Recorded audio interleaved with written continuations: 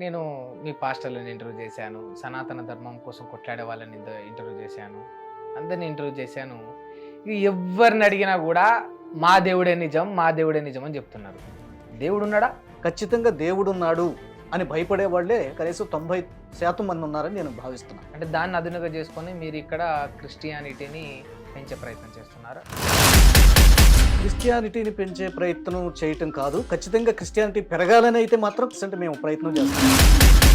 చనిపోయిన తర్వాత ఖచ్చితంగా యేసు ప్రభుని అంగీకరించకపోతే ఆ వ్యక్తి ఖచ్చితంగా నిచ్చెన రకానికి వెళ్తాడు, according to our holy Bible.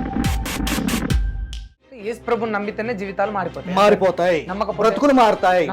నమ్మకపోతే బ్రతుకులు ఎన్నటికీ మారవు. ఇంత దుర్మార్గమైన రూల్ ఎందుకు? నిన్ను మొక్కితేనే పరలోకాన్ని తీసుకోబోడు ప్రేమ చూపించాడు కదా. ఈ సమస్త సృష్టిని సృష్టించింది యేసుప్రభువే కదా. అప్పుడు అందరం కూడా యేసుప్రభు బిడ్డలమే అవుతాం కదా.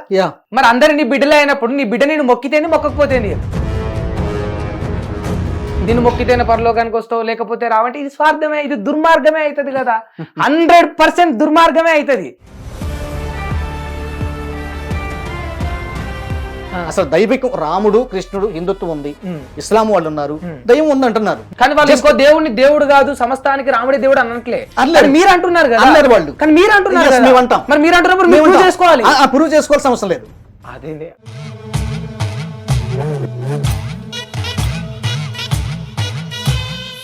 నా బొట్టుడు ఎవడే కూర్చున్నారే, నేను ప్రధానమంత్రి రా, అందరూ కూడా నేను ప్రధానమంత్రి గౌరవించండి. మోదీ గారు అట్లా అంటాడా? ఆయన అనడు, ఎందుకని ఆయన రియల్. ఎవడరా అంది, నేను ప్రధానిని భారతదేశానికి అంటాడు ఆయన. సేమ్ ఇదే గాడ్ విషయానికి వచ్చేటప్పుడు కూడా ఒరిజినల్ గాడ్ ఎవరు, రియల్ గాడ్ ఎవరు అంటే యేసు ప్రభువే. అందుకని నేను తప్ప వేరొక దేవుడు లేడు అని చెప్పాడు.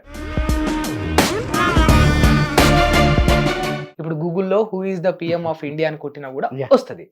ఇవన్నీ కూడా ప్రూవ్డ్. ఇప్పుడు నేను who is the God of కొడితే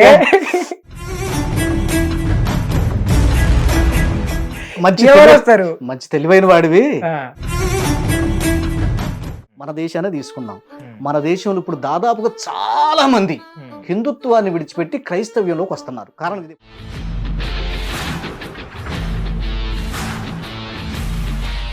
భగవద్గీత కంటే గొప్ప బోధనలు బైబిల్లో ఉన్నాయా?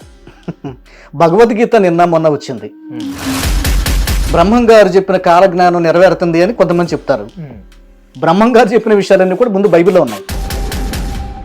బ్రాహ్మిన్స్ మారుతున్నారు, అమ్మో దీనిలో సత్యం ఉంది, తరతరాలుగా చేసే మా పూజలు పునస్కారాలు తప్పు అని బ్రాహ్మిన్స్ మారుతున్నారు. సో అలాగా మనుషులు ప్రభావితం చేయగలిగిన శక్తితో జీవంతో నిండి ఉంది బైబిల్ గ్రంథం. అందుకని ప్రత్యేక శక్తి సనాతన ధర్మంలో హిందూ మతంలో కూడా ఉంది కదా. లేదండి, అయ్యప్ప మాల వేసుకుంటాడు. లేదండి, అయ్యప్ప మాల వేసుకుంటాడు 40 రోజులే. అయ్యప్ప మాల వేసుకుంటాడు 40 రోజులే. బైబిల్ దగ్గరకు వచ్చిన వ్యక్తి అతను విని సువార్త విని మారు మనసు పొంది కన్నీళ్లతో ఏడ్చి తన పాపాలను ఒప్పుకుంటాడు. ఇది ఎప్పటి వరకు? చర్చిలో ఉన్నంత వరకు లేదు. మీరు చెప్పారు కదా ఒక 5 రొట్టెల్ని 100 మందికి పంచారని. ఇంకా సరిపోయిందా? మిగతా చాలా మంది ఇక్కడ అన్నం లేకుండా పడిపోయి రోడ్ల మీద తిండి లేకుండా నిద్ర కూడా పోలేకపోతా ఉన్నారు కడుపు మండి. ఈ ఒక్కసారి ప్రూవ్ చేసుకొని నేను దేవుడు అని చెప్పుకొని అయిపోతుందా దేవుడు బాధ్యత? రాముడు చేయొచ్చు కదా, రాముడు ఎక్కడ? కృష్ణుడు చేయొచ్చు కదా. రాముడు 5 రొట్టెలను తెచ్చి ఈశ్వరుడు చేయొచ్చు కదా. రాముడు 5 రొట్టెలు, వాళ్ళు గాడా కాదా, దేవుడా కాదా? వాళ్ళ దేవుడు కాదు. మీరు చెప్పినట్టు యేసు ప్రభువే దేవుడు. బైబిల్లో చాలా మంచి బోధించబడింది కదా, త్రాగకూడదు, సినిమాలు చూడకూడదు వంటివి, వాటన్నింటినీ నేను పాటిస్తా. బట్ నేను యేసు ప్రభువును దేవుడని బిలీవ్ చేయను. వచ్చి ఆ వాటర్లో మునిగి బాప్తిజం తీసుకుంటారు కదా, ఆ బాప్తిజాన్ని తీసుకోండి. ఇప్పుడు చెప్పండి, నేను పరలోకానికి వెళ్తానా నరకానికి వెళ్తానా? నరకానికి వెళ్తారు. నరకానికి వెళ్తాను. ఇది స్వార్థం అనరా?